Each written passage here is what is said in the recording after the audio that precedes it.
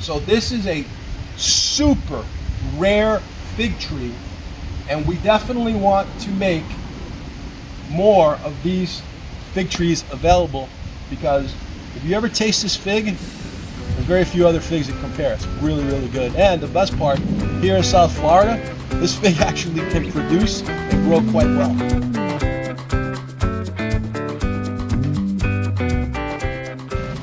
Actually, what we're gonna do is it's called the girdle. We're just gonna go around and we're gonna cut. We're probably gonna need a bamboo stick so that this thing, because it's a very thin branch, we definitely don't want it to break.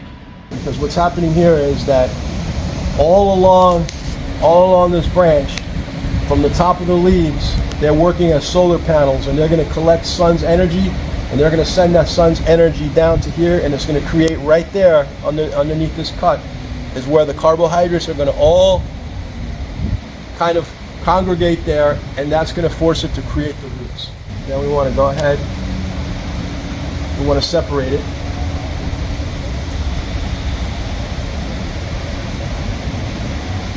And what we're going to get to here is we're going to show the cambium layer.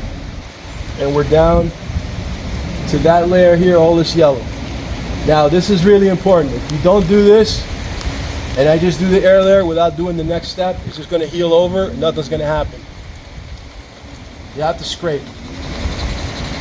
Now usually I have a small pair of pliers with me, and I'll take the pliers, I'll put the pliers here, and I'll go around like that to kind of do what I'm doing now, because this is a little bit more time consuming this way.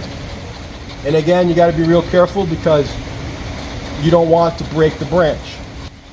And I know this seems tedious and annoying, especially watching on video, someone completely going around here and scraping. Maybe you think it's overkill. Believe me, it's not overkill. You really need to scrape off really, really good. And like I said earlier, it's easier if you have a pair of pliers. I would have been done by now with a pair of pliers. And again, we're not trying to break the branch by grinding it. We just want to peel the cambium all around. I think I'm almost done. Just going to make sure I get this part done in the back. And we should be good. All right, so now the next step, by the way, when you do this and you're cutting and whatever, this knife was disinfected with some alcohol. We wiped it down with alcohol. We don't want to end up with passing some kind of bacteria or virus from the previous plant that we cut onto this one. So now we have to put this on. And before we do that, we do need to get some hormone on here. Normally I have a little brush with me, but today there's no brush. So we're going to do it with a finger. I dip my finger in the water, so my finger is a little bit wet. And I'm going to go over here like this. I'm going to wet that. Make sure that's nice and wet. Then with my dry finger, and like I said, normally use a brush. Just want to get some, and make sure you get it up here, right at the top.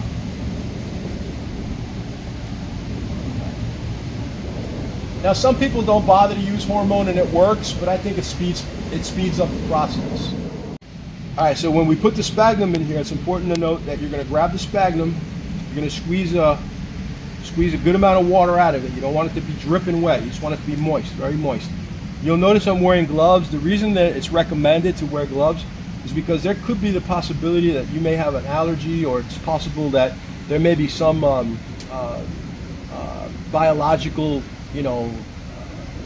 issue with the sphagnum, and you could break out in a rash, okay? So what you do is you wear gloves, you squeeze it after it's soaked well, you place them in here, you squeeze down, you place it in here, you squeeze down, you make sure it's not dripping wet, right?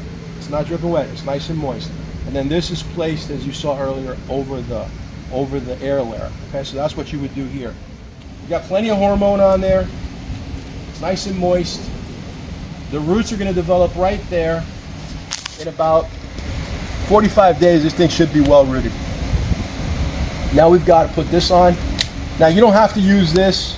This is a fancy little gizmo that you can order online. You could just simply use a plastic bag. And so, just to give you an idea, the plastic bag, you would fill it up with the sphagnum moss. You would fold it.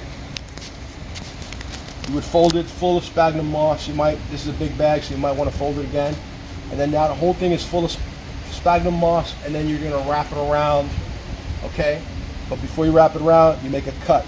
You make a big cut in here, split it open, so all that sphagnum moss is available so that the roots will grow into it. You want to come up here like this.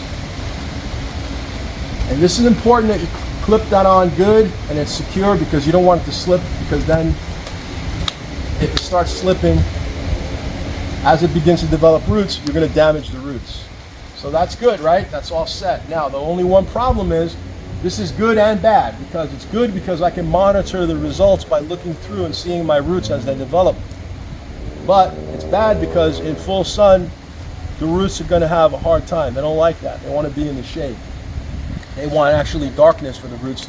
Their environment is to be in darkness. So they're going to develop much better if they're in darkness. So later we're going to go ahead and we're going to show you this with some aluminum foil over it to keep as much of the light out as possible. It's also a good idea if we had a black plastic bag or any actual plastic bag, because these will dry out. These plastic globes tend to dry out without some protection. So putting a plastic over it, sealing it, and then applying the aluminum foil has you covered. It's almost like 100% success rate if you do that. Okay. And again, we're going to need a bamboo stick. So when we're all done, we're going to take a bamboo stick from here to here, somehow attach it so that this doesn't end up getting caught in the wind and breaking. I think I covered pretty much everything of how to do this.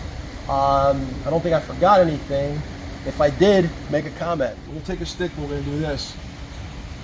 You want to put the stick into the ground of the pot. All right? And we're going to probably cut off the top because there's a lot of excess. And then we're just going to bring it and secure it right there. And that'll keep this from moving around, and it'll protect the air layer from breaking. And again, when you're doing this, be careful, because the pressure you're putting on here could actually break the air layer if you're too rough. Tie it off. And when you use something like, plastic material or green garden tape, because you don't want the use of rope here, because if you use a rope, you're going to cause lacerations, and if you cause lacerations onto the branch, you could cause diseases and whatnot.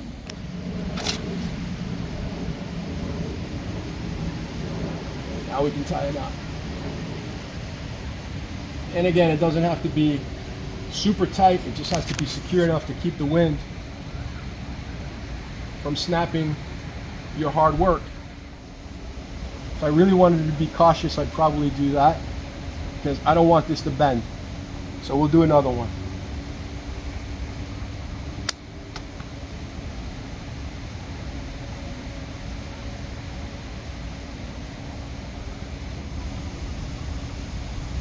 Don't go too crazy, just a little bit. And that's it. That's all you want to do.